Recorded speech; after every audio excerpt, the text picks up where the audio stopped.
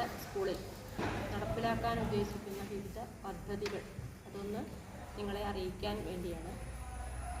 നമുക്കറിയാം, നമ്മുടെ വിദ്യാഭ്യാസ മേഖലയിൽ ഒരുപാട് മാറ്റങ്ങൾ വന്നുകൊണ്ടിരിക്കുന്ന കാലമാണ്. അപ്പോൾ അതിൻ്റെ ഭാഗമായിട്ട് സ്കൂളുകളിലും നിരവധി പുതിയ പദ്ധതികൾ നടപ്പിലാക്കിക്കൊണ്ടിരിക്കുന്നുണ്ട്. ഞങ്ങൾ ഈ വർഷം മുന്നോട്ട് വയ്ക്കുന്നത് മുന്നോട്ട് വരുന്ന അല്ലെങ്കിൽ മുന്നിൽ നിൽക്കുന്ന കുട്ടികൾക്ക് വേണ്ടി നമ്മൾ പല പദ്ധതികളും നടപ്പിലാക്കാറുണ്ട്.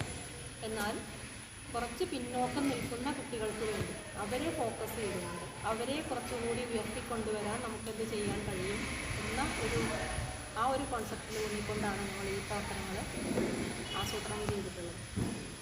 അപ്പോൾ അതിന് ഞങ്ങളുടെ സ്കൂളിലെ മികച്ച അധ്യാപകരുടെ ഒരു കൂട്ടായ പ്രവർത്തനത്തിൻ്റെ ഫലമായിട്ട് ഒരു അക്കാഡമിക് മാസ്റ്റർ പ്ലാൻ, അത് ഞങ്ങളുടെ കുട്ടികൾക്ക് വേണ്ടി ഞങ്ങൾ തയ്യാറാക്കിയ മാസ്റ്റർ പ്ലാനാണ്.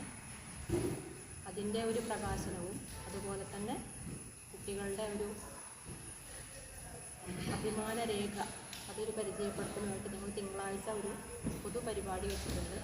അതിൻ്റെ മുന്നോടിയായിട്ടാണ് നിങ്ങളെ ഇങ്ങോട്ട് ക്ഷണിച്ചതും വിവരങ്ങൾ അറിയിക്കുന്നത്.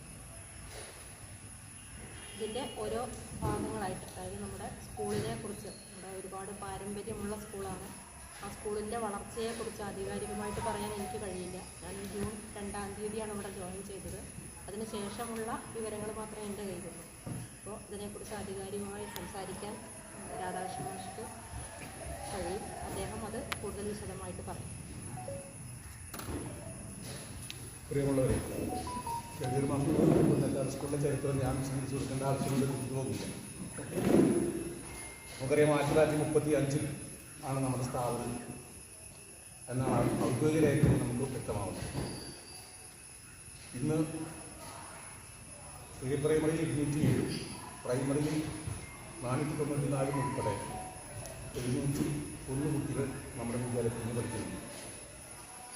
ഒരു കാലത്ത് പുന്നക്കാട് മില്ലുംപള്ളിയിൽ വളരെ പരിചിതമായ സൗകര്യങ്ങളോടുകൂടി ദീർഘകാലം വാരാഘട്ടത്തിൽ പ്രവർത്തിച്ചിരുന്ന ഈ വിദ്യാലയം 2002-2003 വർഷത്തിലാണ് ജനകീയ കൂട്ടായ്മയിലൂടെ പഞ്ചായത്തിന് അധികാരികളുടെ ഭൂമി കണ്ടെത്തി SSAയുടെ സഹായത്തോടുകൂടി നമ്മുടെ ഇടതുവശത്ത് കാണുന്ന